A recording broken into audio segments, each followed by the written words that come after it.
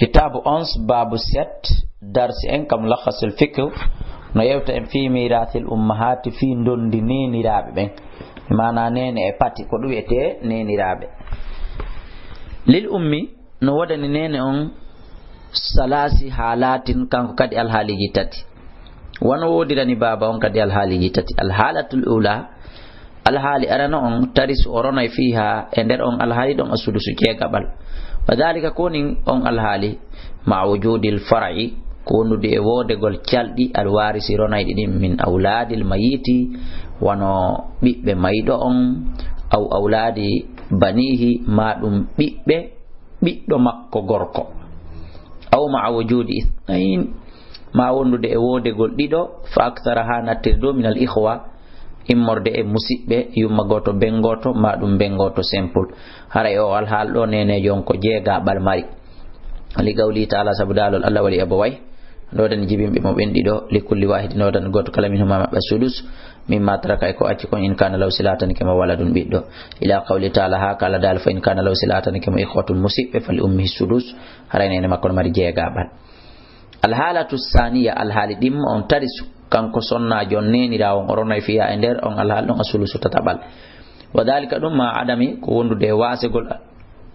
far'i calɗi alwarisi ronayɗi ɗin min al awladi immorde ɓiɓɓe wa awladil banina e ɓiɓɓe makko worɓe wa adamil jam'i e wasegol hawtodirgol min al ihwa immorde musidɓe wal akhawati e bandiraɓe li qawli taala fa in lam yakul lahu silatan kama waladun wa warisahu haray ronaymo abawahu fali ummi sulus fa in kana lahu silatan kama ikhwatun musidɓe haray fali ummi sulus alhalatu salisa alhal tam on tarisu o ronay fiya e nder on alhaal ɗum sulusul baqi tataɓal sakkitorangal ida ijtama si woni hawtodiri zawjun ɓeyngu wa abin e baba wa ummin e nene aw zawjatin ma ɗum ɓeyngu wa abin e baba wa ummin e nene wa tusamma hatani haray hino wi'e ɗiɗo ɗiɗi kala almas'alatani ɗi mas'alaji ɗo ɗiɗi kala ɗe ɗo wi'ete bil umrayatayni umaruji ɗin ɗiɗi li anna umar ko fi on ɗum ɗi innittirira sayyidina umaru li anna umar sabu sayyidina umar ibn al-khattabi radiyallahu anhu qada fihima o ñaawi e nder ɗiɗo alhaaliji ɗiɗi wo anna lil ummi wonde no wodani nene on sulusul baqi tataɓal heddetingal ngal ba'da ɓaawo mawjudi wodegol min az-zawjayn immorde ɗi noneji ɗa ɗiɗi qala sheikhul islam ibnu taymiyya rahimahullah o maki wa qawluhu o konngol makko ngol aswabu ɓuri hawrude e sawaba li anna allah sabu allah innama awta ande ko okki al umma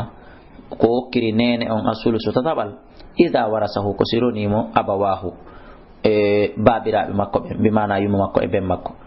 yani ko fanda fi gawli e dalol allah taala fa in lam yakul lahu silatanaki ma waladun wa warisahu abawahu jibimɓe mo ɓen ɗiɗo fali ummihi sulus wal baqi ko heddi kom ba'da al fardi ɓawo geɓe ɗen ittama az-zawjayni noneji ɗin ɗiɗi huwa ɗum ɗon mirathul abawayni huwa koni ɗen geɓe ɗiɗi mirathul abawayni ko dondi jibimɓe ɓen ɗiɗo hara yaqtasimani hiɓe senday ɗum kama iqtasama wono ɓe sendirno wono ɓe sendirta al asli daƴƴere nden wa kama law kana wono woniri kadi sinno laatike alal mayti no fawi mayɗon daynu ñamande wasiyatun ma ɗum wasiye fa innahuma haray kamɓe ɗiɗo yumma e ɓen toujours yaqtasimani koɓe sendoɓe ma baqiya